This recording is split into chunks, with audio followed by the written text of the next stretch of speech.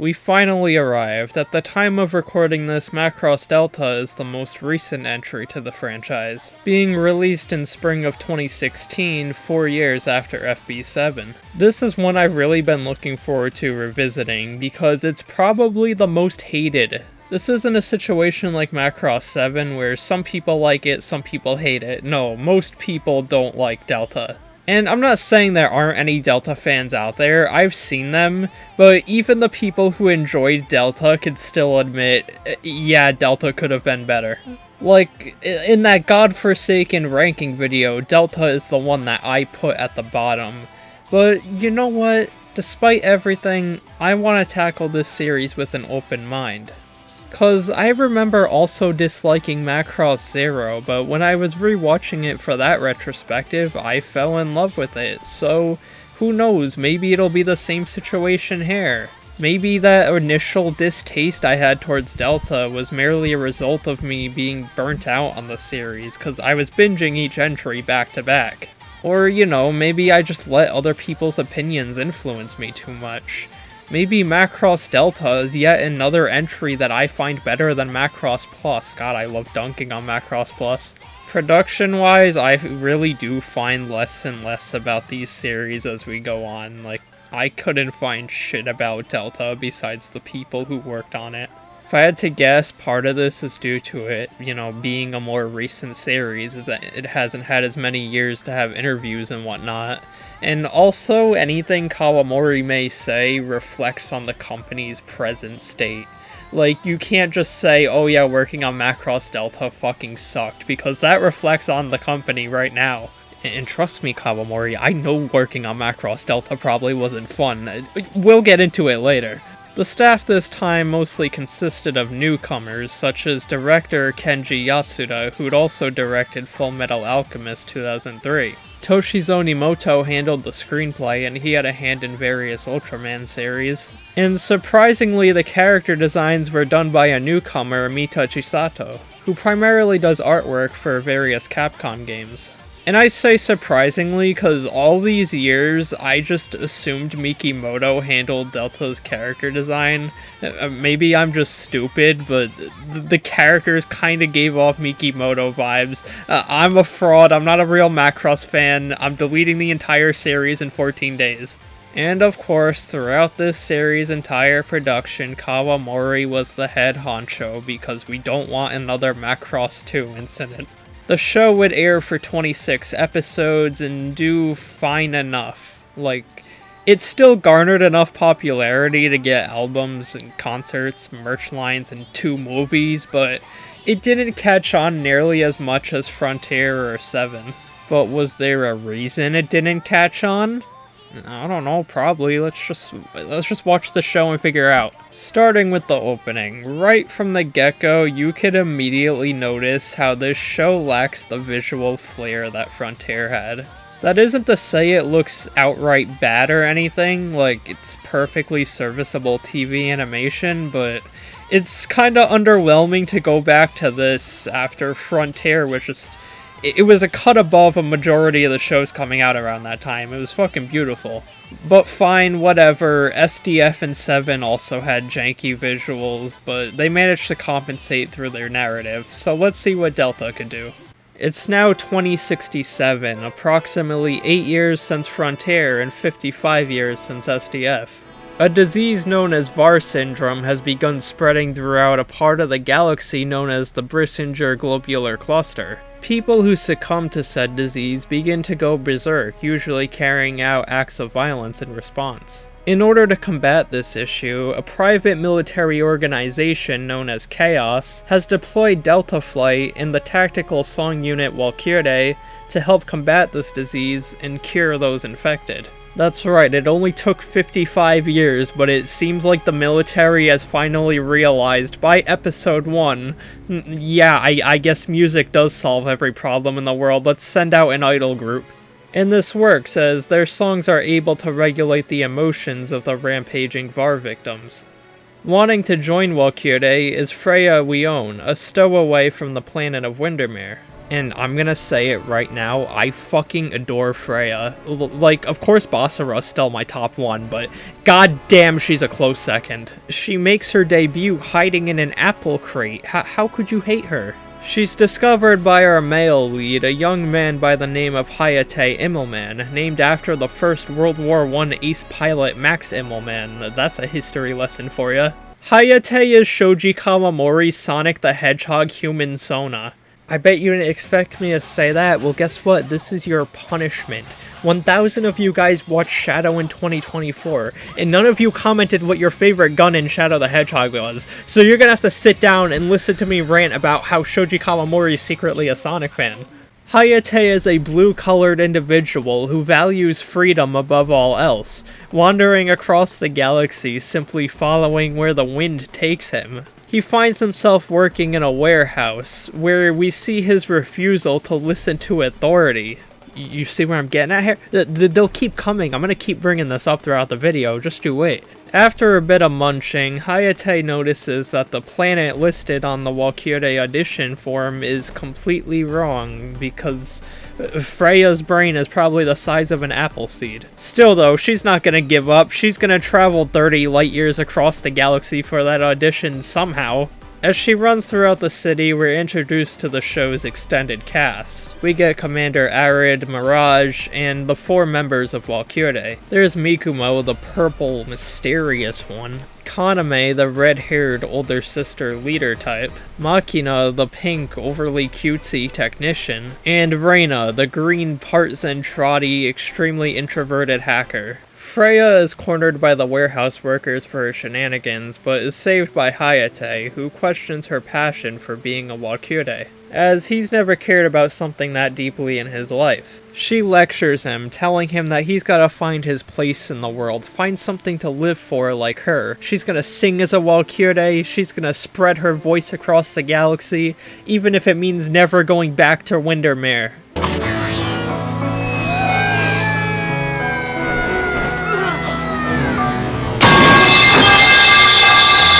This scene right here establishes why I like Freyja so much. One minute she's providing some life-changing outlook, and then the next she's doing goofy-ass shit. She's just a creature that brings me a lot of joy. After a very funny Macross Frontier-esque pervert joke, we're properly introduced to the third main character of this triangle, Mirage Farina Genius.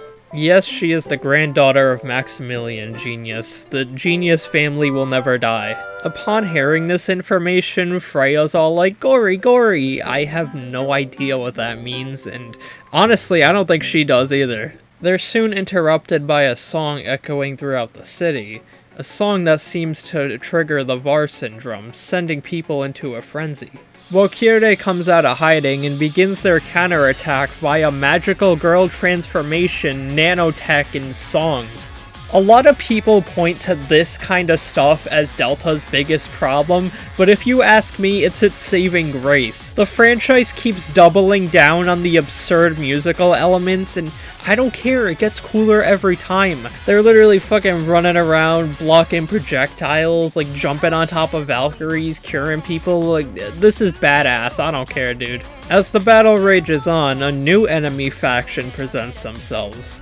The Aerial Knights. Like I said before, this animation definitely isn't on the level of Frontier, but the CGI on the Valkyrie fights is still solid enough. And the music here is something I've warmed up to quite a bit over time. Like, it's far from my favorite Macross OST, but when they're all like,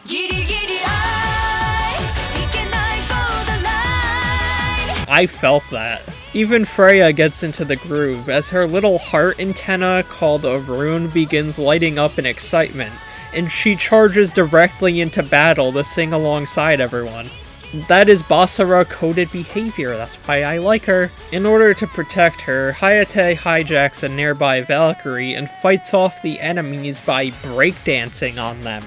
Sorry, but people who don't like the breakdance fighting are lame and boring, I'm sorry. Like, as he's dancing, he gets into the beat, like, synchronizes with Freyja's voice, and it sharpens his skills and stuff. It's cool. Didn't sharpen his skills enough, though. He got shot down, end of episode 1.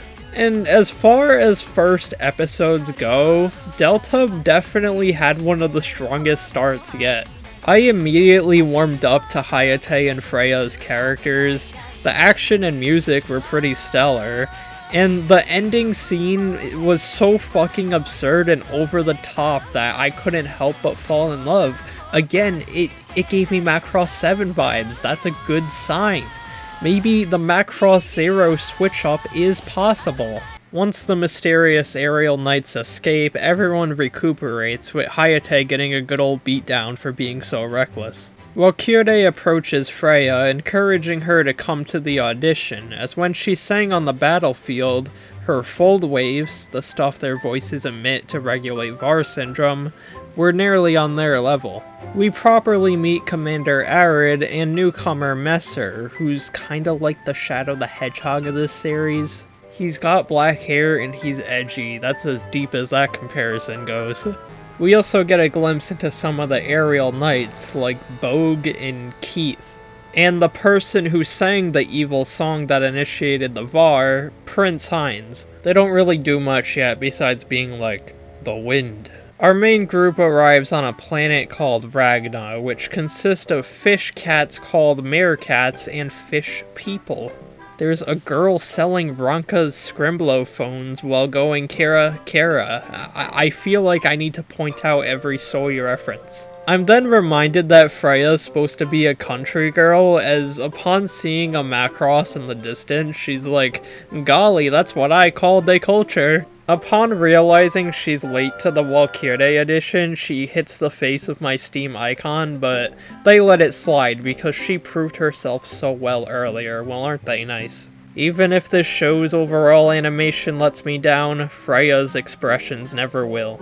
When discussing what it takes to become a member of Walkure, she's reminded that her home planet, Windermere, is strictly against indulging in Earth culture and has tight border control.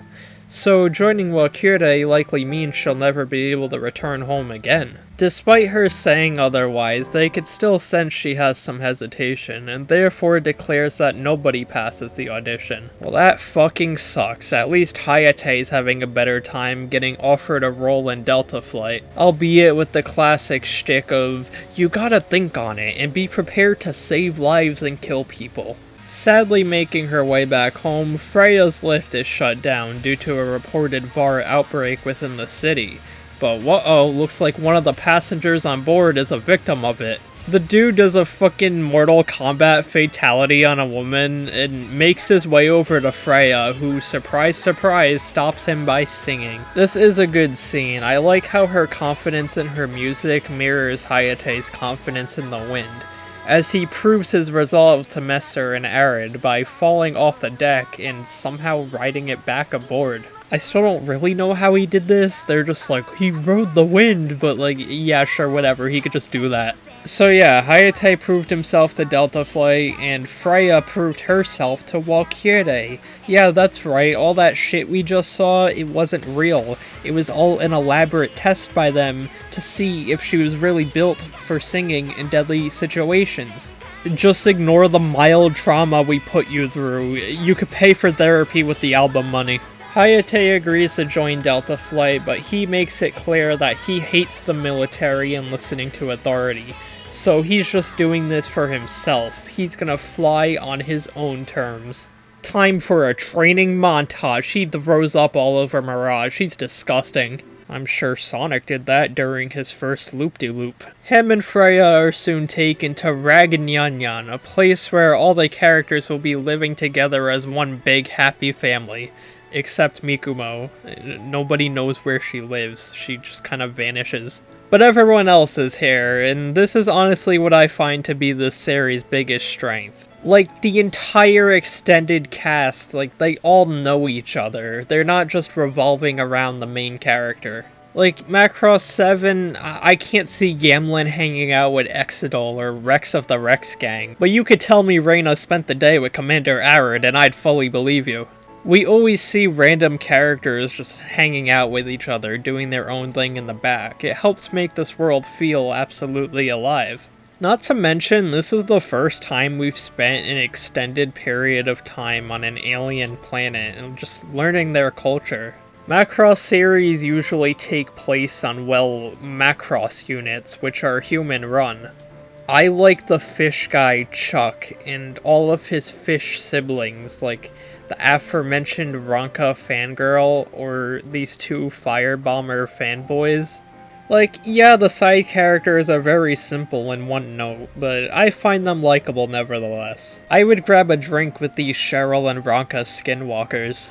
Hayate's I'll do what I want attitude begins catching up to him, as his refusal to attend any practice that isn't just flight practice makes him suck as a pilot in basically every other department. He especially hates the AI assistance mode, but Mirage disables it to show him that he fucking sucks without it, showing us as viewers that AI truly is the future. Thank you, Mirage.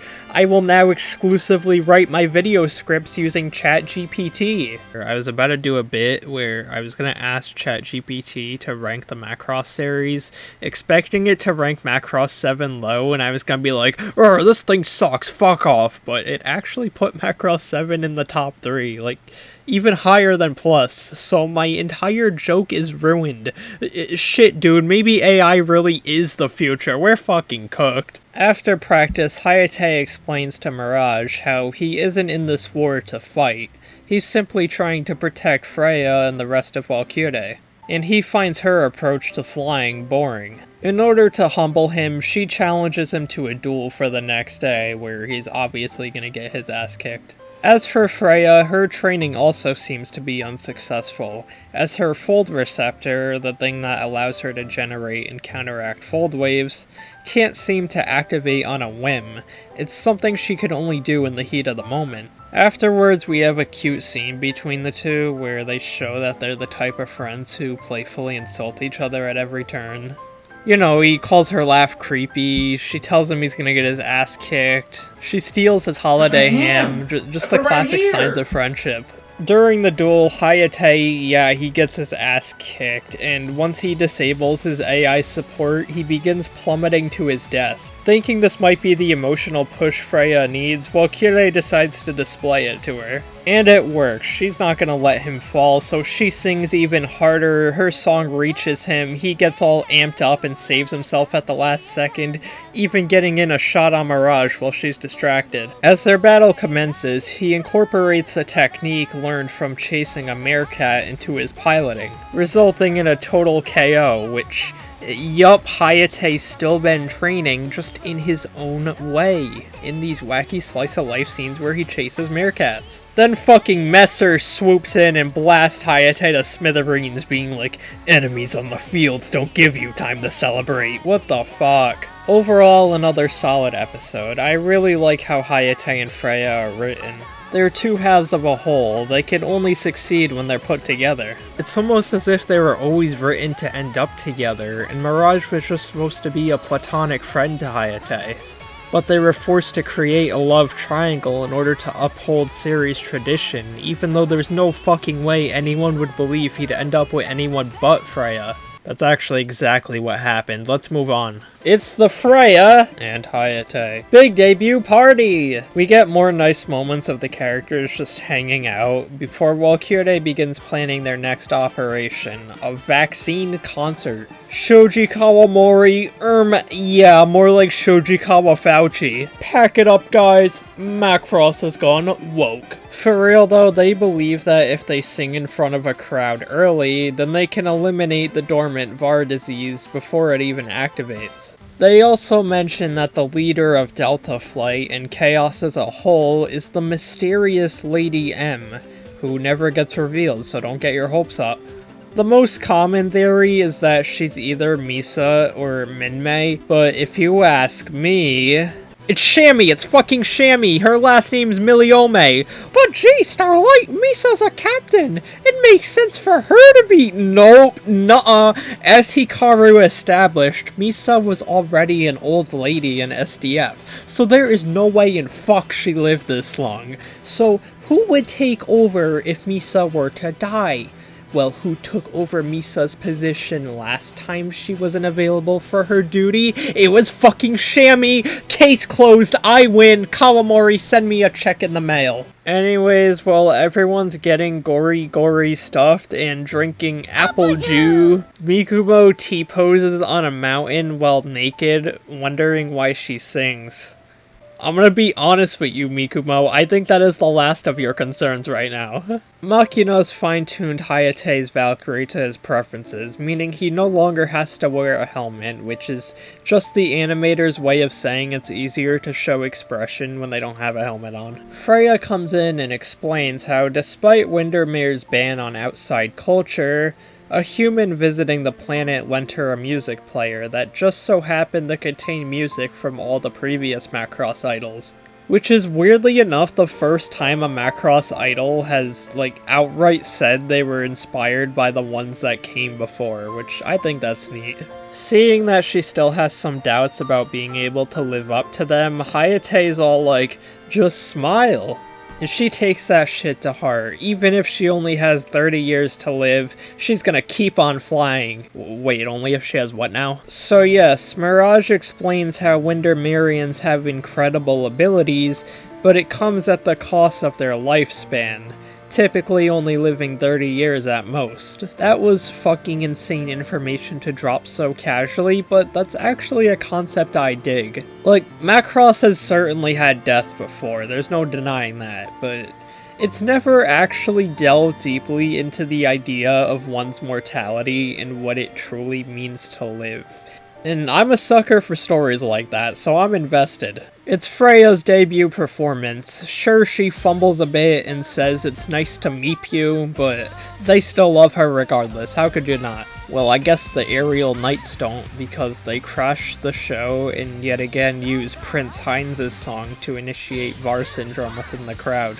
While fighting, Hayate and Mirage notice that the VAR infected are fighting more intelligently than usual, meaning that they might not be completely infected. But Messer doesn't care, he's just like, kill them all! This dude's dastardly, Shadow the Hedgehog wouldn't say that. The moments of Valkyrie fighting back are as cool as ever. I especially like when Mikumo comes in and pulls this guy straight from his cockpit to sing to his face. It's awesome. But none of it matters, as the Aerial Knights somehow got the capital they were defending to surrender almost immediately. And then they make their official declaration. The Aerial Knights are actually a Windermerian force led by the planet's Chancellor, and they officially declare war against the new UN government. Meaning, yes, if Freyja wants to stick with Valkyrie, she won't only have to abandon her home planet, but she'll have to actively fight against it. This is a really good setup for a drama. I think the last time we had an idea like this was in Macross 2 out of all things, and that didn't explore it nearly as much as I would have liked, so I'm excited to see it revisited. As for why they're doing this, the Knights explain how Windermere was forced to enter an unfair treaty, which allowed the UN to monopolize all their resources. An idea which isn't too far-fetched, considering that's what they planned on doing to the Varja and Frontier. They just cut to Freyja eating chips. She is not nearly as devastated about all this as I expected. I mean, come on, the enemies have a Valkyrie called the Draken 3. Someone should make a retrospective on that. Remember how they just somehow took over the capital earlier? Well, it turns out other planets have also been surrendering to the Aerial Knights without even putting up a fight. Valkyrie believes they're using Heinz's song to brainwash them into surrendering, sort of like Sharon Apple was able to do. And this is another aspect of the show I enjoy, as Macross Plus and 7 were intentionally designed to be mirrors of each other. And this comes back with the enemies using Sharon Apple's methods of singing, and Valkyrie using fire bombers. Music can be an angel or a devil. That's Mazinger Z. That's a retrospective that's gonna happen one day, just you wait. Word about Freyja's connection to Windermere gets around, putting her in a position where the Knights deem her a traitor, and the UN suspects her of being a spy. But she doesn't mind, she's just gonna do her gory best to prove herself. As Machina looks into Windermere's past, she discovers that the UN supposedly forced them into submission through the use of a Dimension Eater, which if you don't remember from Frontier, is a super, almost planetary level nuke that surpasses even reaction weaponry. Freyja is swarmed by the media about her affiliation with Windermere, but thankfully Hayate's there to pull her aside, as Machina and Ragna act as decoys. Noticing the tension, Mirage comes in all like, have you guys heard the story of Maximilian Genius though? I mean, they bridged the gap between humans and Zentradi by having sex. And Hayate takes that as, like, her saying that he could bridge the gap between humanity and Windermere by having sex with Freyja, but I actually don't think that's what she meant. I think she wanted to talk about how cool Maximilian Genius is, and don't we all? I failed several job interviews because of it. The two take off, giving us the funny meme scene. If Basara's the leaf guy and Ranka's the Nyan Nyan girl, then Freyja is the September girl.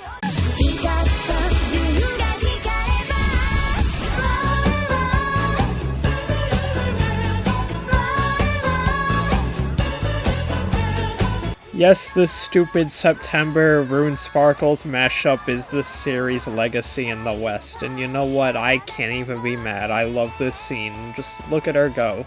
Too bad fucking Messer has to come and ruin it, being like, "Raw, come back or I'll fucking shoot you with my gun." Why is this guy's only character trait wanting to kill people? And then afterwards he's all like, "Hayate, you fucking suck at flying. Freyja, I'm gonna make sure you get in trouble by Valkyrie. And I'm gonna make sure Mirage also gets in trouble for not stopping you two." She wasn't even fucking there. You know what, buddy? You lose your Shadow the Hedgehog privilege. We're gonna find a new Shadow the Hedgehog in this series. He starts the next episode lecturing to Hayate and Mirage that they don't have the skills to simply destabilize their enemies, so they need to shoot to kill. Whatever, man. He might actually be Black Doom. Mikumo walks up to Freyja and is like, "Your songs, I feel nothing from them," and that makes Freyja sad. We get a cute scene where Freyja and Hayate are literally acting in perfect sync with each other, more determined to grow together and prove to those who doubt them wrong. Did a single person ever believe he'd end up with Mirage? Second half of this episode is primarily a pretty solid dogfight against the Knights, as Valkyrie uses Machina's upgraded tech to project themselves into the asteroid field. Mirage gets backed into a corner, and Hayate instinctively charges in to protect her, catching his first human body, which understandably hits him hard. Freyja also feels down because her voice wasn't able to reach the levels expected of her. They're even given the same advice, just by different people. They're told that this is a time of war, and if they want to see their goals through to the end, then they need to stop hesitating. Freyja needs to stop hesitating with her music, and Hayate needs to stop hesitating killing people, I guess. Bro kinda got the short end of the stick here. Honestly, he should have just joined Valkyrie too, but Kawamori's too afraid to add another male singer. He just knows Basara can't be topped. We get a Machina and Ragna hacking montage with Pac-Man shit and homosexuality.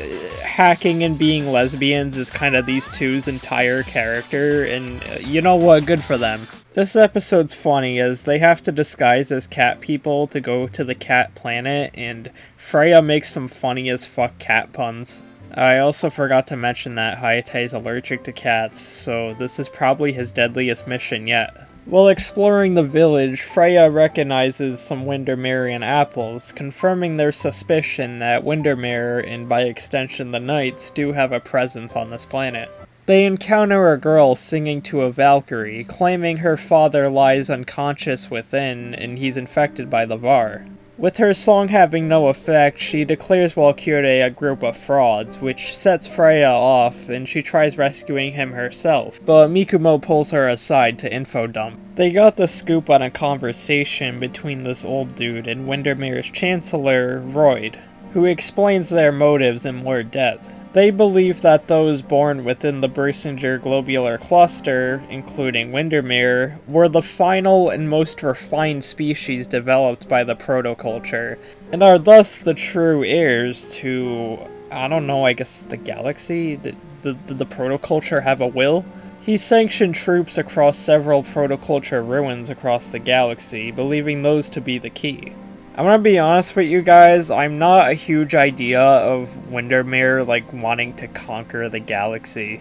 I thought just wanting to get back at the UN for their transgressions was a good enough and more interesting conflict. Like, this just throws out any ounce of sympathy I could have for them and makes them into mustache-twirling villains. Upon learning that Windermere has been storing Dimension Eaters themselves, Mirage reveals to Freyja that it was actually Windermere who used them on their own planet, sacrificing millions just to get back at a couple of UN soldiers. A sight that Freyja seemingly bore witness to firsthand. Them saying the UN used the Dimension Eater was simply propaganda. Upon reaching the Protoculture ruin mentioned in the recording, they all take off their cat stuff except for Freyja because she's whimsical as fuck. Machina and Ragna lower their defenses through their awesome lesbian hacking skills, as Kaname explains how they actually used to fucking hate each other. They had an enemies to lover arc and we didn't even get to see it, that's fucked up. As they make their way inside, Mikumo for some reason senses a connection to the ruins and decides to take off on her own. They find a room filled with nothing but apples and water and decide to inspect them. While scanning the contents, Machina discovers that when mixed together, the two substances create a chemical, which makes you susceptible to VAR syndrome. Meaning, yes, the apples were the villains all along. They've been there that whole time, traveling with Freyja from the start, and going back to that scene real quick, I just remembered, Freyja mentioned the bathroom, and like, there's no bathroom in there, Freyja. Did you take a shit in the apples? Uh-oh, looks like they forgot to turn off one super secret alarm, and they're all about to get caught. Freyja pauses, distracted by Mikumo singing in the distance, which results in her, Hayate, and Mirage getting separated. Hayate finds a vent to escape, but it literally leads right to the guards. Well, that fucking sucks. During interrogation, Hayate tries being all cool and badass, saying shit like, "So, the honorable knights are gonna harm a defenseless girl, are ya?" And in a funny subversion of the trope, they're just like, "Yeah, we are," and they kick his ass. Freyja demands for them to apologize to the apples. Not the people they nuked, just the apples. We have our priorities here. Keith don't give a fuck though, he's just gonna kill her. That is until Royd blocks the attack and is like, they are to be left alive. Which is a pretty fatal error on his end, as only 2 seconds later, Mikumo and the rest of Valkyrie comes, like, fucking astral projecting themselves throughout the cave. Messer comes with his not Shadow the Hedgehog guns, and they escape, taking the battle to the sky. And it's during this fight we learn that Messer might be suffering from VAR syndrome himself. The Protoculture ruins are also reacting to Valkyrie's song. That'll be relevant, trust me. Freyja recognizes one of the infected soldiers as the little girl's father from before. And determined to save him and prove the worth of music to that girl, she steps in front of Hayate and begins singing to him with all she's got. This is easily one of my favorite moments from the show, as it highlights what I admire most about Freyja. Like, sure, she's hilarious and adorable, but underneath all that, she's a girl with a heart of gold and an unbreakable resolve. Even if her life's short, even if she has to go against her homeworld, she's still able to smile and maintain her love for singing. This moment isn't just Freyja proving music's worth to that little girl. It's her proving it to herself, proving that she's able to make a change, that what she's been doing up until this point has been worth it. And her emotions reach him, he puts down his weapon, he begins remembering his kids. And after the battle's done, Mikumo decides to ask what she was doing out there, and this time she has a confident answer. She was singing as a Valkyrie, and she's gonna continue to do so. She's gonna make everyone gori happy enough to stop fighting. She's seen war firsthand, she knows how horrible it is, and music was able to bring her salvation, and that's just something she wants to bring to others. Getting back to Hayate, they discover that he has fold receptors similar to Valkyrie, which is how he's been able to synchronize with Freyja so well. Not very shocking, but it's nice to have that contextualized. They talk more in depth about the VAR syndrome and how a definite cure doesn't exist. As while music can stabilize it, there's always a risk of relapse. Noticing Messer's worsening condition in the prior battle, Hayate and Mirage try convincing him to sit out, but he refuses. He's too cool and badass. Just don't look at his bracelet thingy that plays Kaname songs. He just listens to it ironically. He likes respectable music like Eminem. Later that night, Mirage decides to confront Kaname about the song, where she explains how it was from when she was a solo idol. She talks about her struggles before Walkure, never being able to get off the ground, and how joining it saved her as she was able to become their ace member. However, ever since Mikumo and now Freyja have joined, she feels her popularity dwindling. Throughout all this, Messer's been the only one showing her support, and it's clear they both mean a lot to each other. With him later admitting that Kaname's the entire reason he fights, as it was her voice that rescued him from his VAR syndrome. He gives the two permission to kill him should he ever lose control, which hopefully isn't foreshadowing because the emergency alarm just sounded. Freyja also pops out of nowhere because they need to force the Mirage love triangle, so she's just been following them around, making sure they aren't making out or whatever. I don't care. We get a really good fight between Keith and Messer, where, surprise surprise, he succumbs to his VAR. But this thankfully doesn't last long, as Walkure arrives on the scene and Kaname's song subdues him. After the fight, he has a talk with Freyja out of all people, in which he asks how she copes with the fact that her life is so short. To which she explains that it's best to not worry about the future, and focus on the here and now. These words clearly resonating with him, as he's adamant on still fighting and protecting Kaname, even if it means he has to be taken out in the process. And you know what? That was a really good episode. They managed to give Messer and Kaname some much needed character depth. If they can keep up this momentum with the other characters, I think this show might be an underrated gem. Next episode starts with a guy named fucking Burger. It might be pronounced like Berger, but I don't care, I'm calling him Burger. Anyways, Burger has gathered some intel on Protoculture ruins and has found a way to amplify Heinz's song. However, it'll be at the cost of his lifespan, as the more energy a rune uses up, the quicker a Windermerian dies. Surely this has no implications on our own Windermerian idol. It's the Jellyfish Festival, what a chill time this is. Look at all the fun jellyfish antics being had.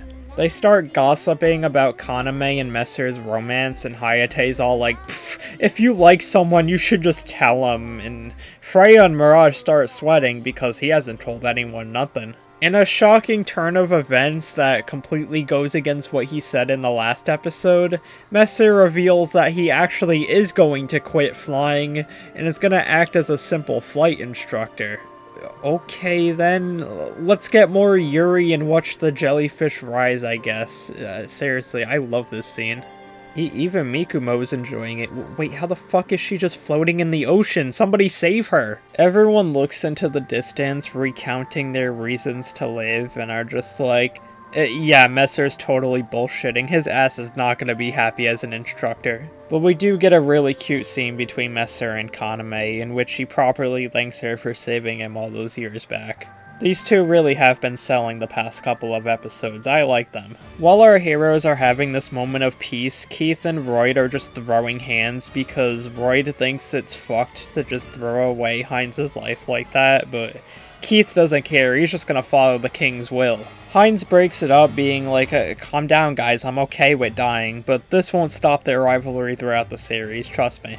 We cut to another Walkure mission, where they're yet again tasked with gaining Protoculture ruin intel and fighting through Windermere's defenses. Sliding down sandhills with jet skirts is badass, what can I say? The knights go through with the amplification device on Heinz, however this backfires, as it not only amplifies his voice, but it also amplifies Mikumo and Freyja's for some reason. The three's fold waves synchronize, leading to their memories also linking, kinda like when Alto put on Cheryl's earring in Frontier, with the whole process leaving the three stunned. However, they're still getting their asses kicked, so surprise surprise, Messer comes back at the last moment to protect them. And I'm gonna say it, the fight between Messer and Keith as Kaname's song plays genuinely might be the best dogfight in this entire show. It's crazy how hard they locked in here. Like, not only is it impressive animation-wise, but it had a lot of emotional weight behind it. It's too bad he fucking dies. No, I'm not gonna say I didn't expect him to die. I mean, that whole talk with Freyja was just red flags galore, but damn, man, I didn't want it to happen. The next episode just opens with a bleak-ass funeral. Afterwards, they analyze his body, finding that he was shot directly in the heart as a mark of honor to him by Keith. Also, Freyja and Heinz are fucked up from the whole memory link thing, but not Mikumo, she's chill about it. We get a bit more of Keith and Royd as they talk about their past, where they've aspired to create a land of freedom since they were children, their short lifespan weighing on them heavily. This is a classic case of having the same goal but different methods, as despite Keith being Heinz's brother, he doesn't give a fuck if little bro needs to be sacrificed, it's for the cause. While looking into the intel they gathered from the Protoculture ruins, they uncover that Windermere plans to capture and link together each ruin, establishing a field throughout the globular cluster called the Domain of Wind. All those within this domain would hear Heinz's song and thus be susceptible to his brainwashing. Everyone gathers for something the people of Ragna refer to as the Great Jellyfish Send-Off.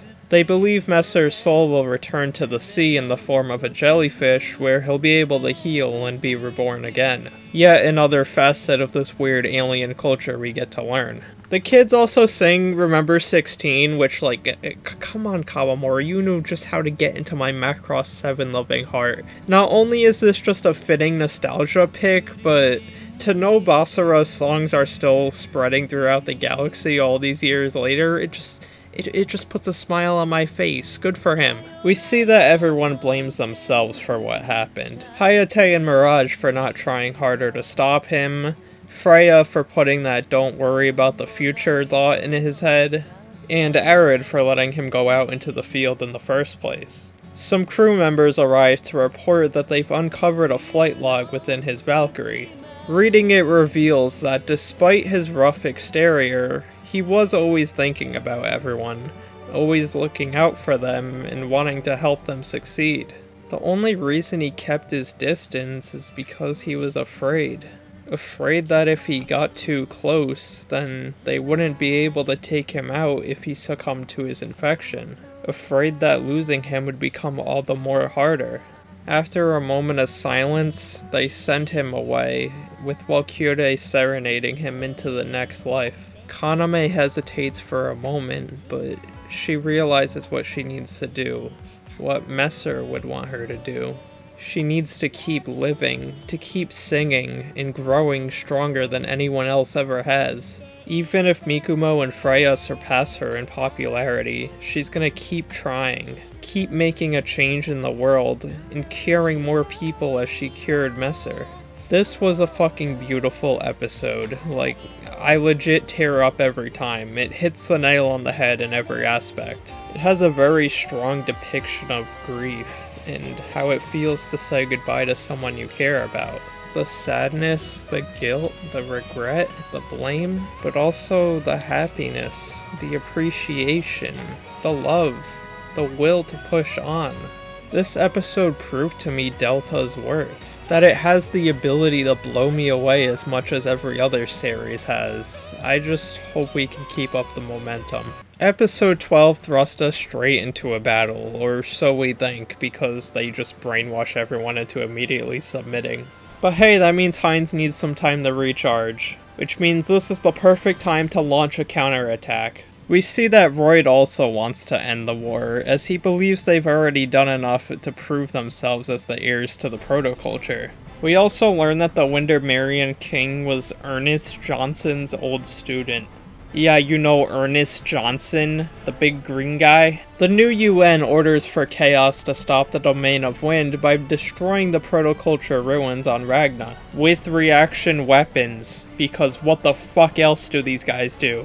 Kaname mentions how doing so would cause a tectonic reaction on Ragna's surface that could possibly kill everyone, so they begin evacuating citizens into that Macross unit we saw earlier, and Lady M tells them to only destroy those ruins as an absolute last resort. Before the big battle, Mirage decides to listen in on Freyja and Hayate's conversation, where he explains how his pendant was given to him by his father who used to travel around the galaxy. And if you watch Frontier, you'd realize that it's a Fold Quartz one, and that's likely how he's been able to synchronize with Freyja so strongly. Mirage's phone goes off and blows her cover. Well, that's awkward. Hayate's an easygoing guy though, he doesn't give a fuck. He basically tells her, "Don't worry Mirage, just be yourself and ask me for help." The battle commences, and they launch the newly developed Macross Elysian. That's not the name of the show. You see, if they piloted the Macross Delta, they wouldn't have been ambushed. Episode 13 is primarily the battle for Ragna, and a major turning point for the series.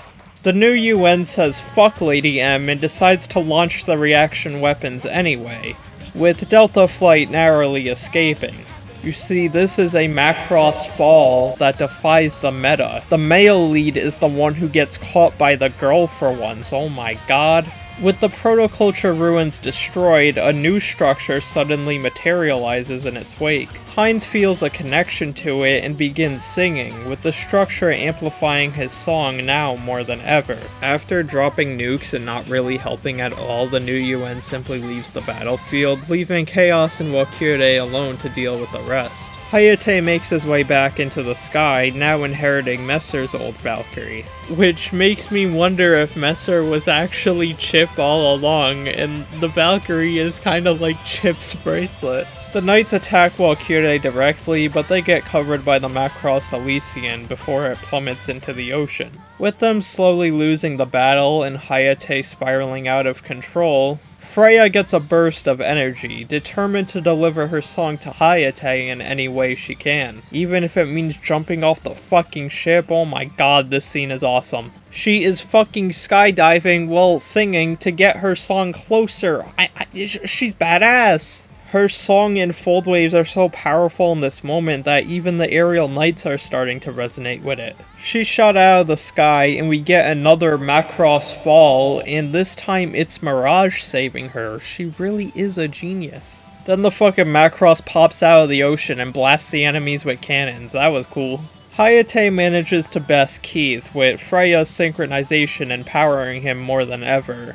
Albeit with a weird implication that this power might be doing more harm than good, cause his brain starts doing the whole VAR syndrome thing. I don't know what they're cooking.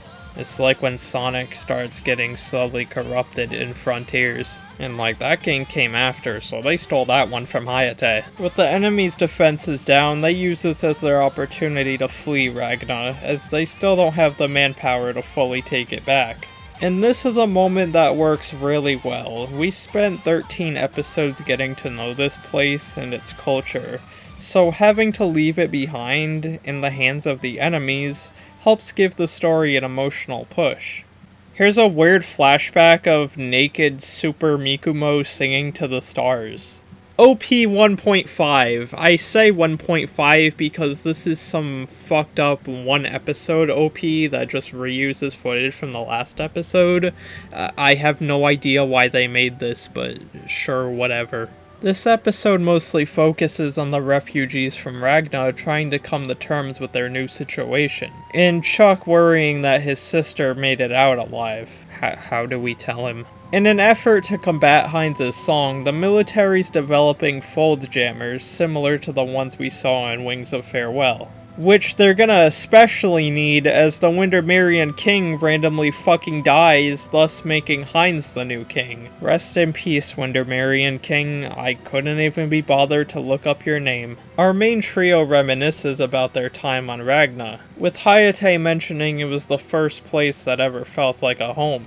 He yet again brings up his father who traveled around, only sending vague one-sentence letters, never really saying where he was. Much like Jules Hedgehog. Uh-oh, the ship's malfunctioning, Freyja's going to the void. Just kidding, she saves herself at the last minute, Cheryl can never.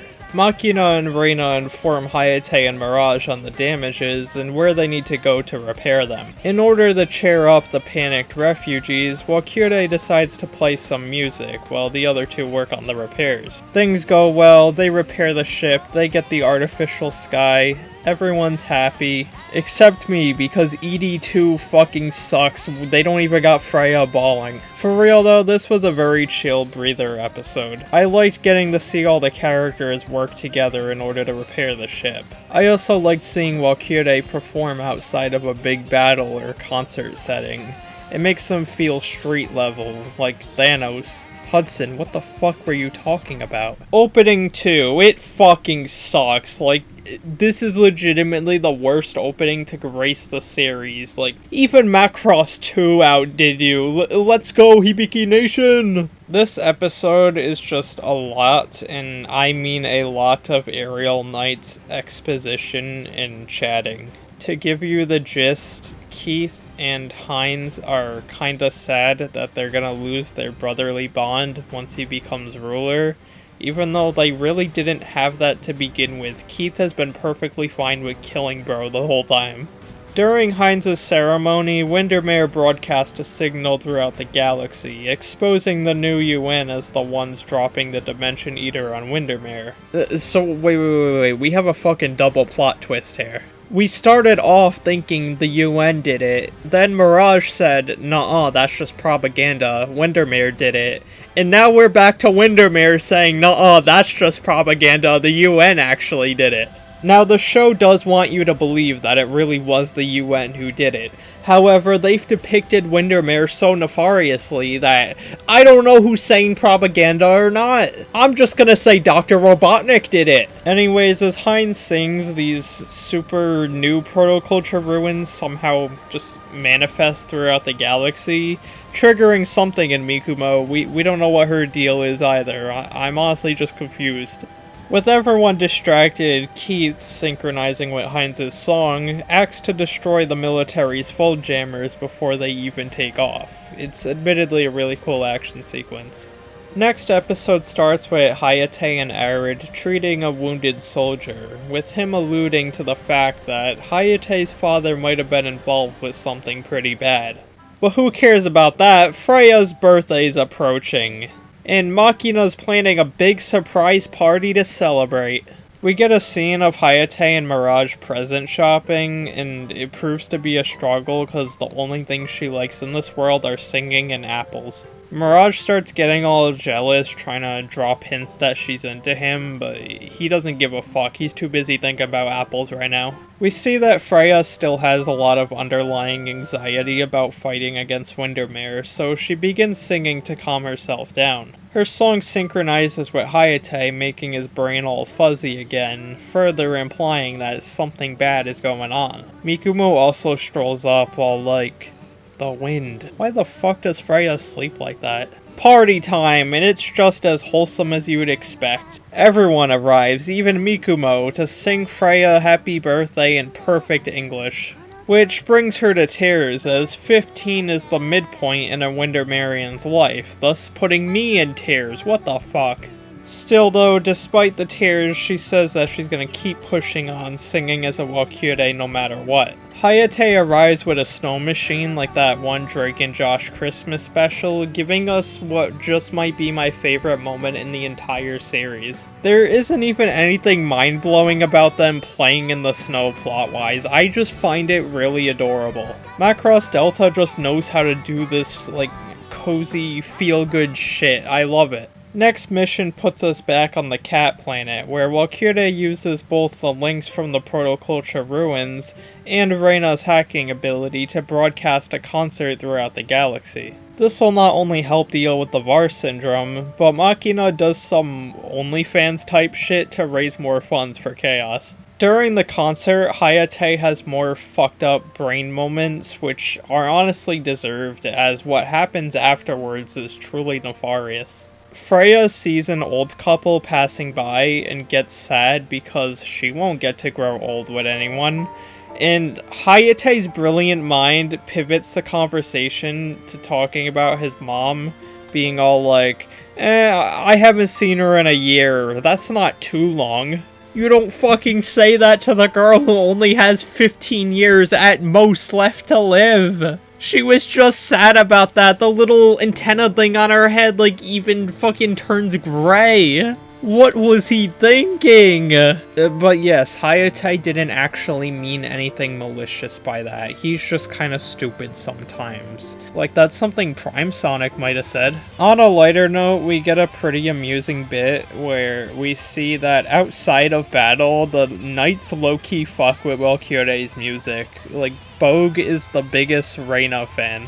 After another encounter with the soldier guy from before, who still keeps alluding Hayate's dad did something fucked, he decides to just go and ask Arid directly, where he's given quite the bombshell. Hayate's dad is supposedly the man who dropped the Dimension Eater on Windermere. That's gonna be an awkward conversation with Freyja. Arid tries reassuring him, being like, oh, well, your dad was a pretty nice guy, so he probably had his reasons, but I don't know, dude, you might be on copium. While carrying out the next Intel stealth mission, Freyja's left behind by Hayate, who goes scouting, leading to her getting captured by this big Windermere knight named Kasim. He's off duty right now though, so they just sorta hang out and eat apples. Hayate eventually joins them too, it's a chill time. When asked about why she abandoned Windermere, she explains how it has nothing to do with the war, she's just trying to live her life, which to her living means singing. And then Hayate fucking hits the Sonic and the Black Knight. You gotta live your life to the fullest in the time you have type shit. He's Sonic. He's fucking Sonic. Things begin to spiral though, as Mikumo delves deeper into the ruins, with them feeling unnerving but also familiar. So she decides to sing to them, which then activates them, thus blowing their cover. We get a pretty cool fight where Hayate, synchronized with Freyja, fights against Keith, synchronized with Heinz. But yet again, Hayate succumbing to his weird song corruption, while Freyja, Heinz, and Mikumo's concurrent songs cause the ruins to go haywire. The citizens go brain dead, Mikumo's memories all flood back to her, Heinz gets sent to the fucking void, and the ruins just fucking explode. I have no idea what happened here, how it happened, or why it happened. And that's gonna be a trend going forth with this series. Stuff just sort of happens. Maybe I'm media illiterate or something, but I feel like the further this show goes on, the more they begin just throwing plot points out the wall without proper elaboration. But whatever, let's push on for now and maybe something will click. Research shows that the destruction of that temple has indeed broken a part of the domain of wind, but they still need more in order to collapse the entire thing. While Mikumo is quarantined and Hayate lies in a coma, our boy Burger casually strolls in to give us what's essentially exposition the episode. He explains he works for an organization called the Epelson Foundation, a supply group who has been funding wars since the Unification Wars. Seeing music constantly being the key to solving these wars has led to him speculating that music might have actually been developed by the Protoculture as a weapon, backing his theory by giving us a Macross retrospective of his own. We have entered meta territory. This is a retrospective within a retrospective. Anyways, yeah, music being conceived as a weapon isn't that new of an idea. He literally mentions how Sharon Apple used it that way.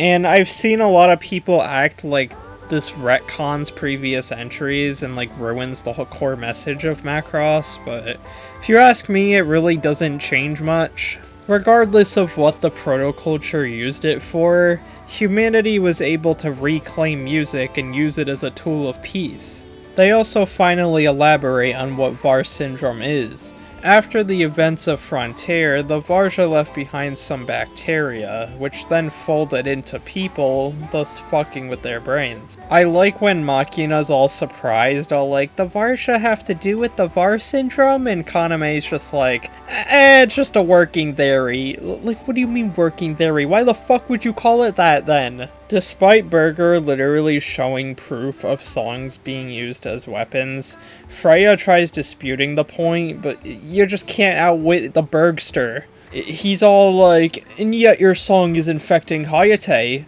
Curious. To be honest, they don't even explain how her song is infecting Hayate in the same way Var is. Like, it's not like he ever got the disease itself. Before Burger leaves, he drops one last bombshell. Mikumo is an artificial life form created by Lady M to be the ultimate songstress. Well shit, I guess Mikumo was the real Shadow the Hedgehog all along. The episode even ends with her sitting in one of his classic tubes. With Freyja's song infecting Hayate, he's forced to sit out from battles, leaving her hesitant to sing as she feels like she just ruined his dream of flying. We're also given a weird subplot where Makina and Ragna are trying to sneak into the hospital where Mikumo's being held. Like, they come up with a whole plan where they're gonna hack the system, pretend Kaname fucking died, just to, I don't know, say hi to her, tell her they love her. And, like, they do it, they find her in the tube, but then immediately get arrested, making me wonder what the purpose of any of this was.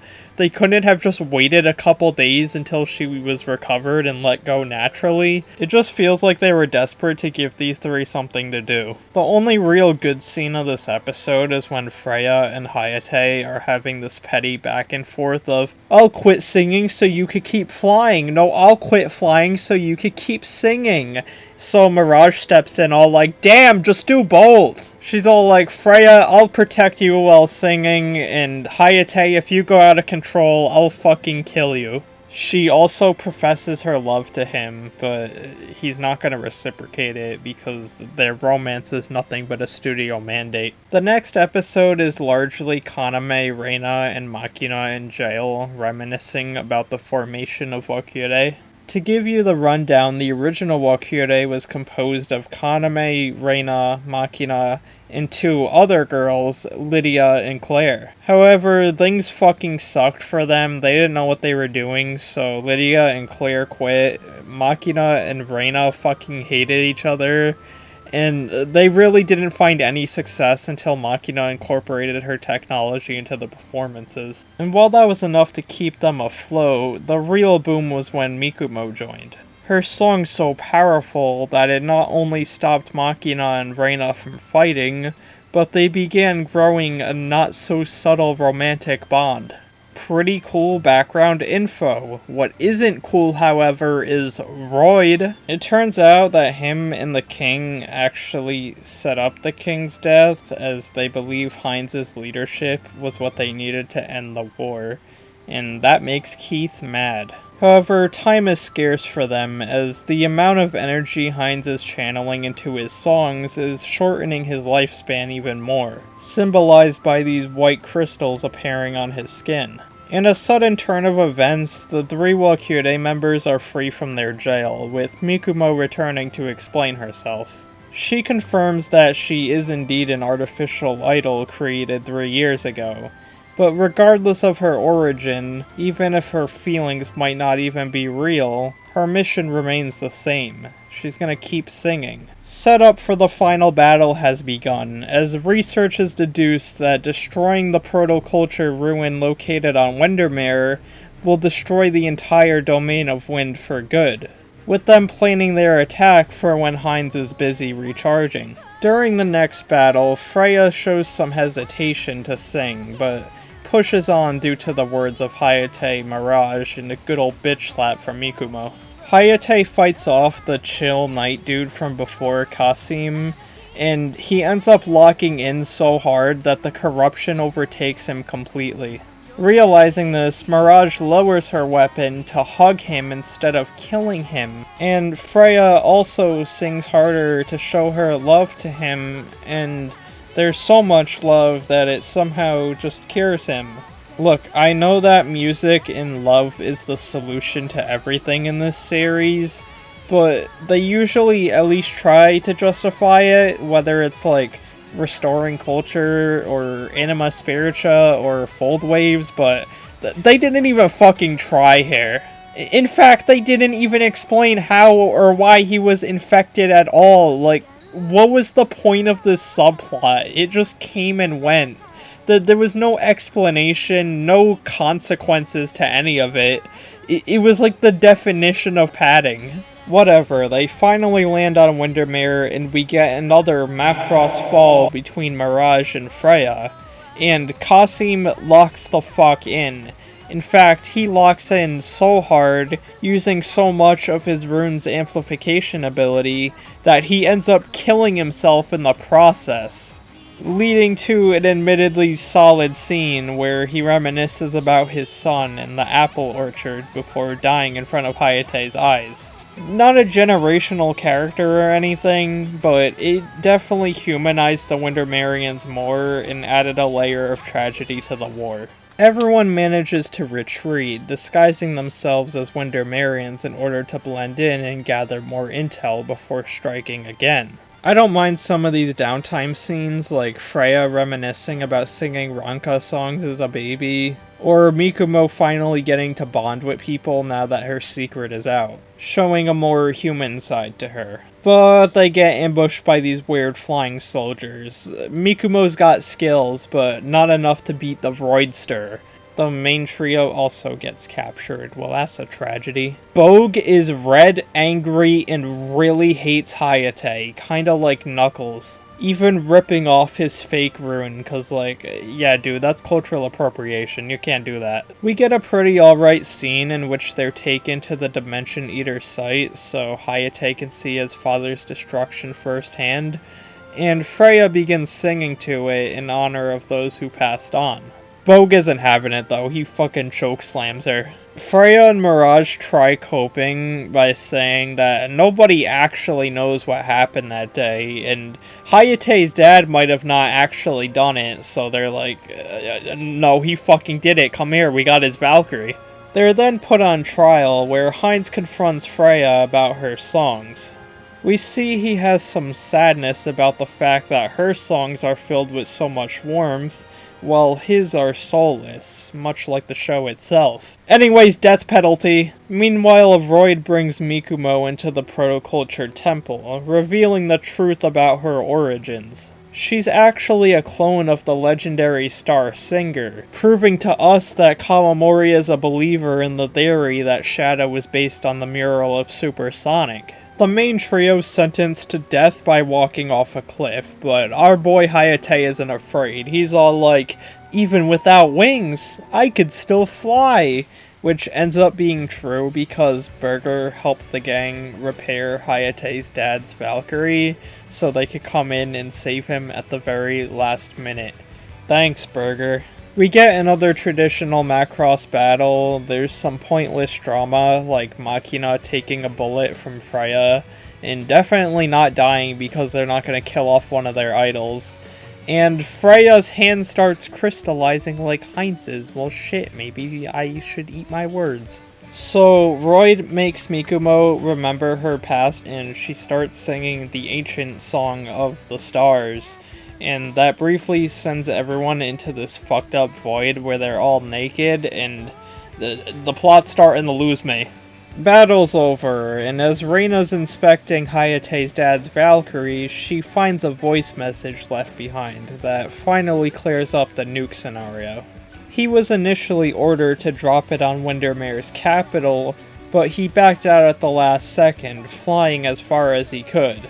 Sure, he wiped out a handful of people, but at least he didn't commit a super mass genocide, so that's something. Because this show has no other way to explain things, our designated exposition man Burger comes back to give us another lore dump. It's said that when the Star Singer's voice resonates with the Protoculture ruins, it puts everyone's brainwaves on what's called the Delta level. While everyone's on the Delta level, their brains are linked as if they were part of a hive mind. Really now? You mean after all we've been through, this show is really just gonna copy-paste Frontier's finale, aren't they? Even the whole "we might need to kill Mikumo" thing, that's just a repeat of the "we might need to kill Ranka" conflict. What the fuck? Even if this series hasn't been perfect up until this point, I could have at least given it props for being original, but they just threw that out the window too. This is some Macross 2 type shit. But fine, let's withhold judgment. I mean, sure, the idea might be the same on paper, but maybe they execute it entirely differently. The pre-final battle talk, a staple to all Macross series, and this is a pretty good one. The last good scene of this series, as a matter of fact. Hayate's mother has sent a package containing various letters and trinkets left behind by his father. Upon looking at the photo, Freyja remembers running into him as a kid, which, like, sure. And we get a really cute scene where they take turns reading his one-sentence messages, as a piano rendition of "Do You Remember Love" plays in the back, which, yeah, that's an easy way to hit me in the feels. I'm just glad Freyja and Hayate are officially the thing. Like, Mirage, I love you as a character, but I like you better as Hayate's bro, not his girlfriend.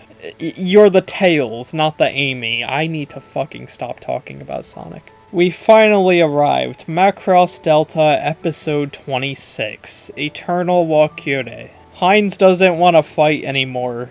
He wants to make peace negotiations. Dude, we're 2 minutes into the episode. We didn't even get to sing a song yet. What the fuck do you mean? The war we spent this entire series fighting is just done?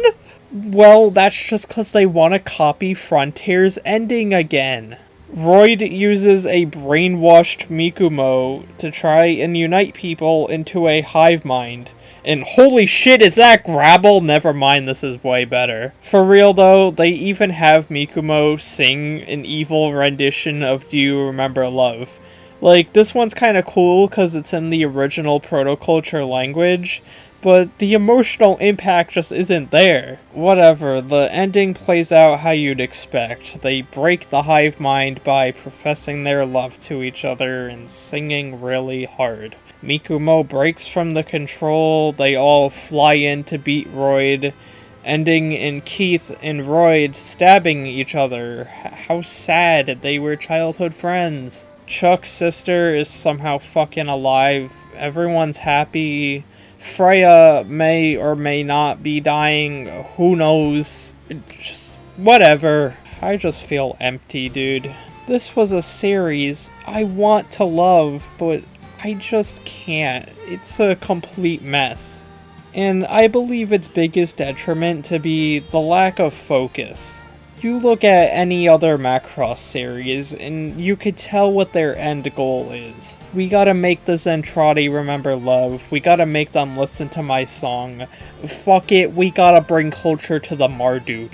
Yes, Macross 2, you're getting a compliment for once. You might not be my favorite series, but you're at least a cohesive story. But with Macross Delta, it feels like they'd reached a point. I'd say, like, after they left Ragna, where they just had no fucking idea where to go next. Freyja's debt subplot got no closure. Mirage's romance was shoehorned in. The Hayate Var plot just came and went. Kaname had nothing to do after Messer died. Reina and Machina never had anything to do. The Windermerian War was ended in 2 minutes. Mikumo felt more like a plot device than a character, and everything ended with this. Just a cheap rehash of what worked before, but without any of the build-up or impact. This disappoints me because Kawamori always prides himself on trying new things. And while Delta was filled with new things, it somehow dropped the ball at the last second. Now, take what I'm about to say with a grain of salt, as I can't find an actual statement from the staff saying this. But majority of the fandom, even on Japanese blogs, says that the staff at one point said that Delta was initially planned for 13 episodes in a movie, but partway through they got renewed for 13 more, forcing them to stretch the plot they had planned for essentially double the runtime. Now again, I don't like passing off stuff as facts unless I could find hard proof, and if you can, please link it below. But this is a fact I'm 95% willing to believe, because the latter half of the show really does reek of let's just meander to fill the runtime. And I'll say it again, I love the main trio, I love the soundtrack, I do love the first 13 episodes, and there's even some select scenes from the latter half that I like in a bubble, but it doesn't work as a whole. It's a show that simultaneously does too much and too little. By that I mean it introduces a lot of characters and plot points, but can't be bothered to expand on any of them. Do you guys want one last Sonic comparison for the road? Macross Delta is the Sonic forces of this franchise. A budget entry that promises way more than it could deliver, coattailing off its much more successful and high-quality predecessor. Trying to please every type of fan with all these callbacks, but it ultimately pleases no one. I can't believe I'm saying this about a TV show entry, but honestly, don't watch Macross Delta unless you're a completionist. Not only is it a very underwhelming experience, but you will have a much better time watching the movies, which I will cover next time. I'm sorry, Freyja, you deserve to be in a better show, like Sonic X.